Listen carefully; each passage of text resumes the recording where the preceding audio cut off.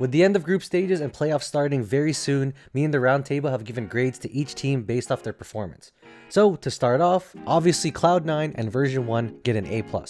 Both teams went undefeated, 5-0, and are at the top of their respective groups. Safe to say they are the favorites leading up to the playoffs. Cloud9, which has the same team from last year, just got even better. Executions look crisp and the team shows no signs of slowing down. Vanity is showing his worth in the IGL role, and Leaf actually led the entire group stages in kills with 245. But if we're talking IGL and stats, Xander has been amazing for Version 1. Only losing like 3 matches ever since picking him up last December, and those were in smaller events like Knights Arena and NSG. If we look at KDAs throughout groups, Version 1 has the top 3 players in Zelsis, Xander, and Penny, with all 3 having more than 1.8. These 2 squads are definitely the teams to beat and look the most ready to represent North America in Masters. Moving on, we are giving an A to the Guard, going 4-1 and only losing their last match to Cloud9. They also look the most impressive out of groups due to the team being created only a few months ago, and the young talent on that team is electrifying to say the least. Players such as Valen, Net, and Trent were born and raised in Valorant, and it certainly shows.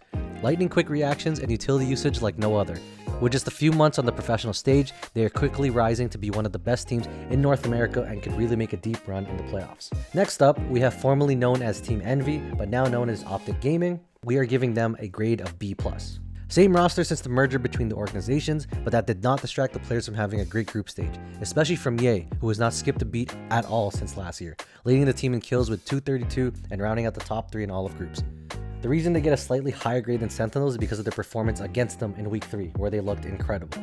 Speaking of Sentinels, we are giving them and XSET a B. The reason being, both teams were unable to defeat any of the top teams during groups, and we are putting a bit more pressure on Sentinels since they have previously won a Masters and were regarded as one of the best teams in NA. Literally the same roster, but there were moments where they looked off.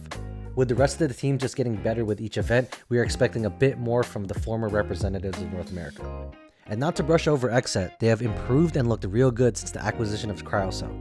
The young gun is another example of a Valorant-raised professional along with Zekin, and we feel this dynamic with the other 3 players who have experience in other esports makes XSET a dark horse and should not be taken lightly. And to round out the final seedings, Luminosity and Knights get a B-.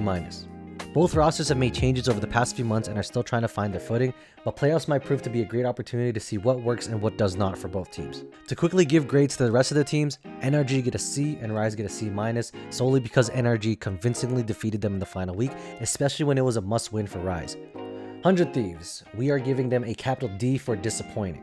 Probably the biggest shock from all of groups, but they have also made changes in the middle of the tournament, so we have definitely not seen the final form of their current roster. However, from what we have seen, we expected more from a team that was invited to this Challengers event. And last but not least, Evil Geniuses get a D-. They didn't win a single match throughout this entire event, so it's back to the drawing board for them if they want to have any chance in competing with the best in North America.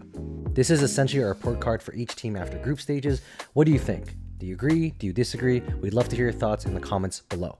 Subscribe for everything Valorant Esports, and until next time, stay safe, and we'll see you guys later. Peace.